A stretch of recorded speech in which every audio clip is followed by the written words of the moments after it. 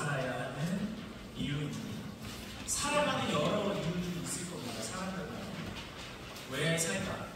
나는 무엇으로 사는가? 나는 어떤 이유로 인해 사는가? 대답은 많이 있겠지만 우리는 예수님으로 인해 살아야 되는 줄로 믿습니다. 자, 오늘 계속해서 엘리사의 내용을 살펴보고 있는데요. 단순히 신기한 그냥 기적이라는 어떤 특별한 일, 그것이 일어나기 위해서 이 말씀을 보는 게 아니라 하나님은 우리의 삶에 계속해서 특별한 일, 선한 일, 좋은 일을 일으키기를 원하십니다. 하나님은 창조주 하나님이시기 때문에 하나님은 무언가를 계속 만들어내시는 분이에요. 그런데 무언가를 만들어내실 때, 창조하실 때 항상 좋은 것을 만들어내세요. 하나님께서 항상 유익한 것, 아름다운 것, 그리고 우리를 너무나도 행복하게 하는 것들을 하나님은 항상 만들어내시거든요. 그때 우리가 그 하나님께서 창조하시는 것을 소유하는, 그 창조하시는 은혜 한가운데 들어가 있는 주인공들이 바로 우리 육교의 성도님들이 되기를 소원합니다. 자, 엘리사가 활동했던 때 북이스라엘 이곳 지역은요, 역대 19명의 왕들이 있었어요. 19명. 그런데 이 19명의 왕들이 하나같이 다 하나님을 멸시했어요. 외우기가 쉬워요. 유다 왕은요, 어떤 왕은 하나님을 잘 섬겼고 어떤 왕은 하나님을 잘 안 섬겼고 이렇거든요. 근데 이스라엘 왕들은 외우기가 쉬워요. 전부 다 하나님을 멸시했어요. 하나같이 19명 전부 다 하나님을 멸시했어요. 그러다 보니까 이곳에서 활동하던 엘리사가 활동하기가 얼마나 어려웠겠어요. 왕도 그렇고 국가도 그렇고 백성들도 그렇고 어딜 가면 흔쾌히 엘리사를 반겨주지 않아요. 하나님의 복음을, 하나님의 역사를, 하나님만을 섬겨야 된다는 메시지를 어디를 가나 흔쾌히 반기는 곳이 없었어요. 그러니까 그 사람들이 너무나 힘들었었죠. 하지만 그럼에도 불구하고 엘리사가 가장 중요하게 투자했던 사업이 뭐냐면요, 선지자 학교였어요. 신학교를 세우는 일이었습니다. 이 나라 왕이 역대 19명의 왕들이 전부 다 하나님을 멸시해도 그래도 이 나라에 하나님의 사람을, 하나님의 일을 하는 사람을, 선지자들을 계속해서 키워내는 일들을 엘리사는 포기하지 않았다는. 그런데 더 중요한 것은 엘리사 혼자서 전국에 펼쳐져 있는 그 신학교들을 다 운영할 수 있었을까요? 엘리사 혼자서 절대 못합니다. 이름 모를 하나님의 사람들, 하나님의 성도들이 함께 합력하여서 후원하고 돕고 헌신했기 때문에 그 선지 학교들이 계속해서 세워지고 이스라엘 안에 하나님을 믿는 신앙이 유지될 수 있었던 거예요. 엘리사는 그 안에서 열심히 이렇게 선지자 학교들을 세우는 일들을 했습니다.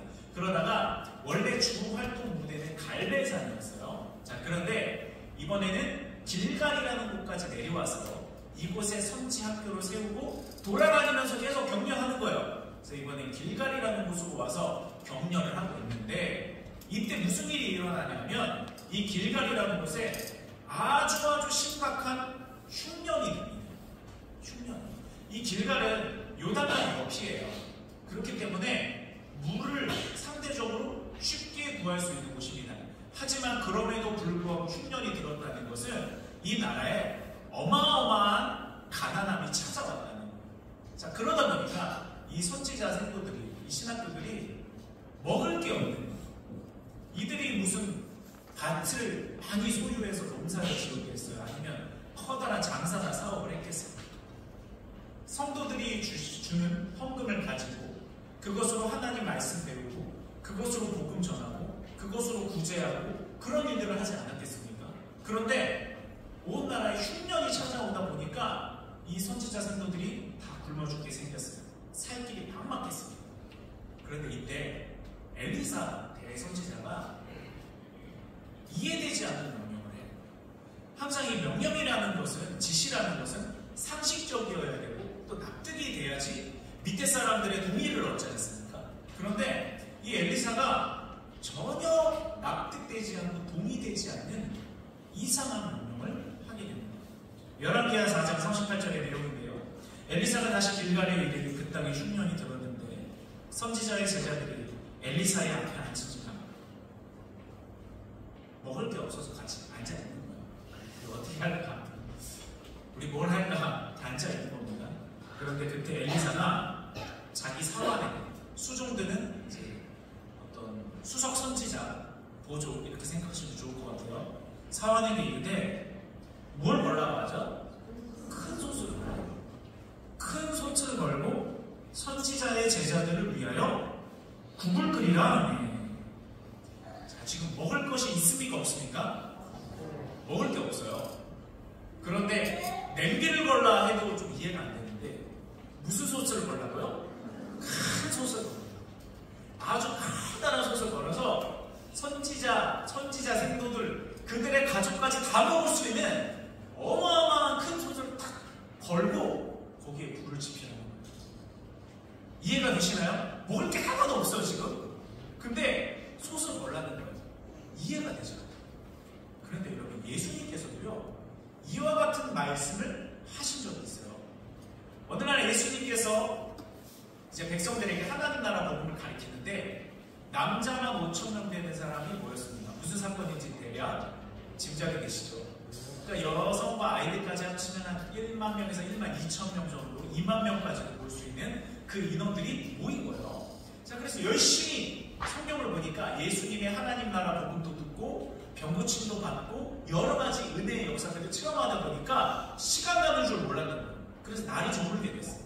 그러니까 제자들이 예수님께 제안을 드리는 거죠. 예수님, 지금 이곳에 모인 사람들이 너무 많기 때문에 각자 흩어져서 각 마을로 가서 먹을 것도 먹고 거기서 좀 묵고 내일 다시 이런 사역을 이어가면 좋지 않겠습니까? 이렇게 예수님께 건의를 드린 거예요. 근데 예수님께서 먹을 것이 없는 그들에게, 떡 5개와 물고기 2마리밖에 없는 그들에게 예수님께서 엘리사랑 똑같은 말씀을 하세요. 말씀을 한번 보면요, 13절에 예수께서 이르시되 너희가 먹을 것을 주라 하시니. 이해가 안 돼요. 우리가 지금 먹을 게 없어요. 먹을 게 없기 때문에 각자 돌아가서 먹을 것 좀 먹고 오라고 해야 되는데 먹을 것이 없는데도 자꾸만 먹을 것을 주라는 거예요. 엘리사도 그렇고 예수님께도 그렇고 왜 이와 같은 명령을 하셨어요? 이것은 지금 엘리사와 예수님의 하나님을 향한 인식에 달려있는 거예요. 자, 지금 먹을 게 없어요. 그러나 하나님은 우리와 함께하고 있어요. 먹을 게 분명히 없어요. 우리가 살 게 없어요. 하지만 하나님은 우리와 함께 있어요. 엘리사가 왜 솥을 걸라고 했을까요? 하나님께서 그 솥을 채울 거라고 믿었기 때문에 그래요. 지금 우리가 하나님의 영광을 위해 일하고 있는 우리가, 하나님의 백성들인 우리가 하나님 앞에 굶어 죽도록 하나님께서 내버려 두지 않을 것을 믿기 때문에, 그게 믿어지기 때문에 큰 솥을 걸라고 엘리사가 말한 겁니다. 작은 냄비를 걸어라, 그냥 적당한 어떤 그릇을 걸어라, 이게 아니라 우리가 전부 다 먹을 수 있는 큰 솥을 가져다가 그곳을 걸고 국을 끓일 준비를 하고 불을 당겨라. 엘리사도 그렇게 이야기하는 거예요. 왜냐? 하나님이 우리를 먹이실 거기 때문에. 먹을 것은 분명히 안 보이지만 하나님이 우리와 함께 한다는 것이 영적인 눈으로 보이기 때문에 하나님을 기대하는 마음으로 큰 솥을 걸 수 있는 거예요. 예수님께서 왜 제자들에게 먹을 것을 주라 하신 거죠? 제자들에게 먹을 것이 없지만 제자들은 절대로 이 사람들 5,000명이 아니라 10명을 먹일 능력도 제자들에게는 없지만 지금 제자들이 누구랑 함께 있어요? 예수님과 함께 있어요. 제자들에게 그것을 발견하라고 하시는 거예요. 얘들아, 너희가 먹을 것을 줘라. 그런데 너희가 이곳에 있는 10,000명이 넘는 사람들에게 먹을 것을 주려면 너희와 함께 있는 내가 누구인지 알아야 너희가 먹을 것을 줄 수 있다. 예수님께서 하시는 말씀이 바로 그겁니다. 여러분, 우리가 엘리사처럼 예수님처럼 우리의 삶에 아무것도 없는데 큰 솥을 걸을 수 있는 비결은 뭐냐면요, 우리와 하나님이 함께 하시다는 것을 발견할 때 우리는 큰 솥을 내걸을 수 있는 줄로 믿습니다. 지금 여러분 가운데 흉년을 겪고 있는 분들이 계십니까? 지금 여러분 가운데 내가 이것도 책임져야 되고 저것도 건사해야 되고 이것도 해야 되고 이것도 내가 짊어져야 되고 이것도 감당해야 되고 흉년 중에 있는 분 계세요? 그런데 여러분, 우리가 해야 될 일은 솥을 걷는 기대하는 겁니다. 하나님이 우리와 함께 계시다는 것을 발견하는 거예요. 그럴 때 하나님께서는 우리가 하나님을 향해 기대하는 만큼 우리에게, 아니 그 이상으로 우리에게 채워주실 줄 믿습니다.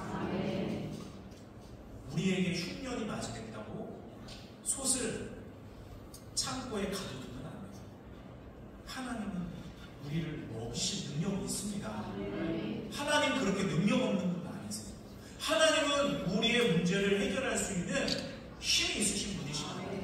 하나님은 우리의 가정의 길을 가장 좋은 곳으로 인도할 수 있는 계획이 있으신 분입니다. 언제나 우리는 하나님을 기대해야 돼요. 계속해서 기대해야 됩니다. 그 기대 위에 하나님 앞에 내건 그 손 안에, 그 믿음의 그릇 안에 하나님께서 넘치는 은혜를 부어주실 줄 믿습니다. 흉년일수록 더 큰 그릇을 부어주세요. 흉년일수록 더 큰 믿음의 그릇을 하나님 앞에 거세요. 하나님은 그것을 기쁘게 받아주실 줄로 믿습니다. 자, 이제 솥은, 큰 솥은 걸렸어요. 불도 지펴졌어요. 이제 엘리사와 선지자 그 신학교 생도들과 그들의 가족들까지, 자녀들까지 먹을 수 있는 이제 국을 끓여야 돼요. 이제 죽이나 스프를 끓여야 됩니다. 그래서 이 하나님의 사람들이 엘리사가 명령하니 믿음을 갖고, 항상 이렇게 영적 지도자는 넛지라고 하죠. 믿음의 행동을 할 수 있도록 살짝 밀어주고 도와줘야 돼요. 불을 당겨줘야 돼요. 불을 지피는 일을 해야 되는데, 제가 불 잘 지피고 있나요? 불 잘 지피는 목사가 되게달라고 기도 부탁드립니다. 영적인 거룩함. 그 전까지 이 선지자 생도들을 다 포기했거든요. 엘리사 선지자가 할 수 있다고 하니까 해보는 거예요. 그래서 선지자 생도들이 가서 열심히 먹을 것을 구하기 시작합니다. 그러다가 뭘 발견했냐면요, 들호박을 발견을 했어요. 이렇게 생긴 들호박, 별로 먹고 싶은 비주얼은 아니죠. 근데 이걸 어쨌든 발견을 했어요. 이것을 파푸아사데라고 한다고 합니다. 그래서 열심히 찾다가 이 들호박을 딱 발견을 한 거예요. 그래가지고 이거라도 같이 나눠 먹자 해가지고 옷에다가, 옷을 모자기처럼 이렇게 해서 이걸 따가지고 가지고 온 거예요. 그래서 썰어가지고 이 들호박을 썰어서 국에 넣고 이제 죽처럼 끓이기 시작합니다. 그래서 이 별로 맛없어 보이는데 왜 이렇게 입에 침이 보이는지. 그래서 그곳에 있는 사람들이 그것을 이제 먹었는데 맛있었을까요? 맛이 없었을까요? 성경에 보니까 너무 맛이 없어서, 너무나 써서 그 당시 사람들은 쓴맛을 죽음이라고 표현을 했거든요. 성경에 보면 죽음의 맛 이렇게 돼 있어요. 그만큼 너무너무 쓴 거예요. 소태처럼 너무너무 쓴 거예요.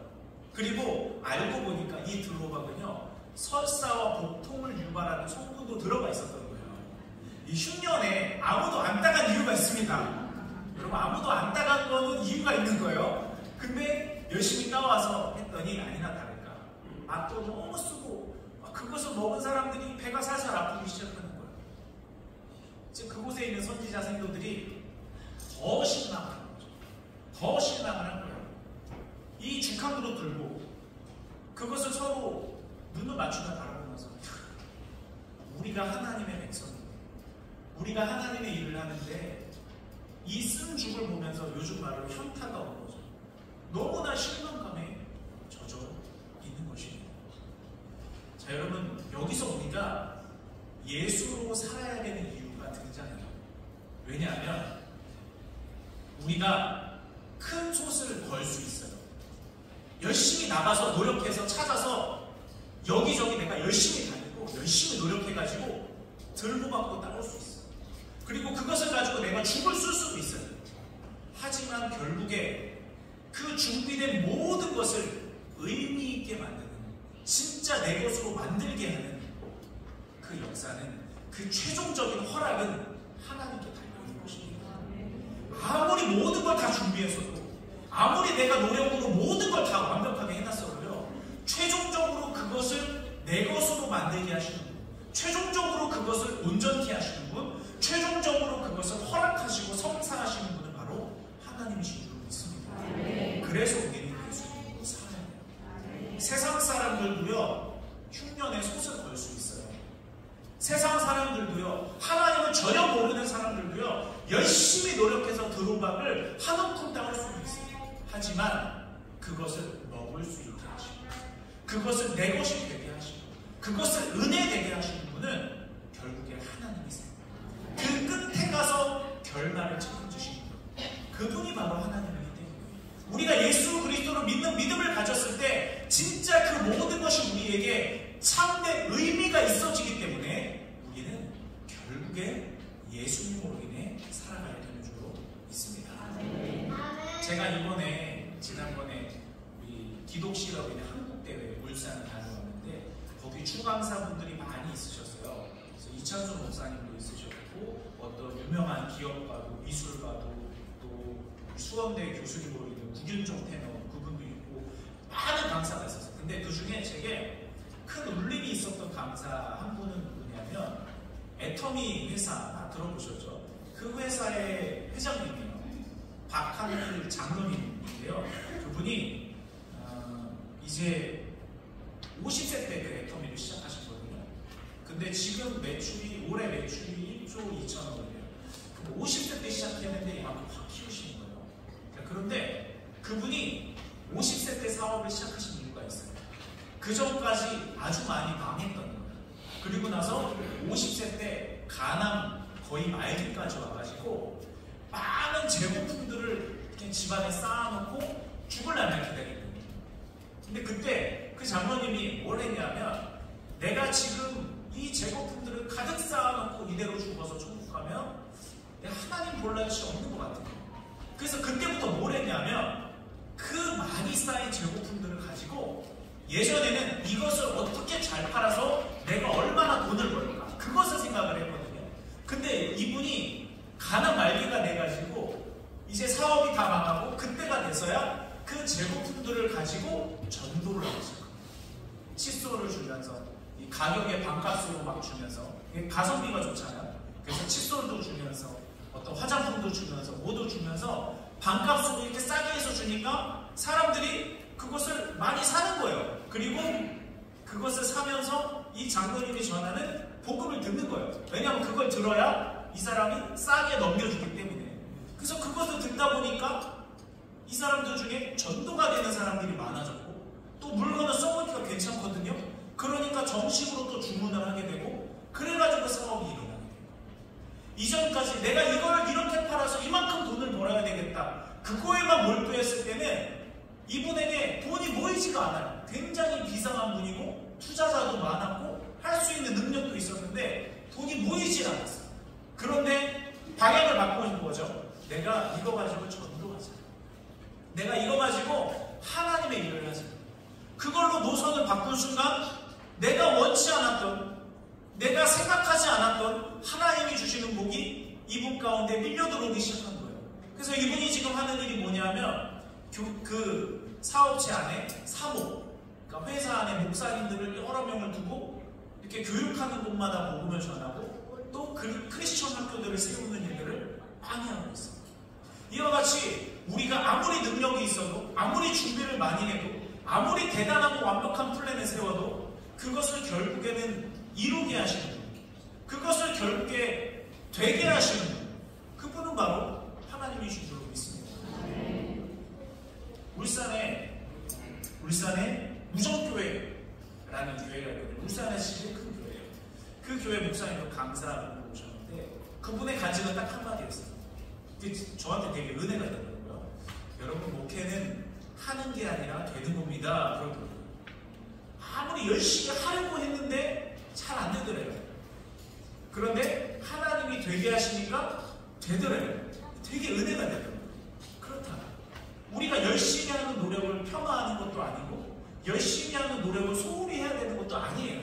하지만 중요한 것은 뭐냐면 결국에 이것을 되게 하시는 분은 하나님이시라는 겁니다. 그러므로 우리는 예수로 살아야 되는 것이고 주님을 의지하며 살아가야 되는 것입니다. 그곳에 있는 선지자 생도들 다 낙심했어요. 하지만 거기서 단 한 명 낙심하지 않은 사람이 있었어요. 그 사람은 바로 엘리사였어요.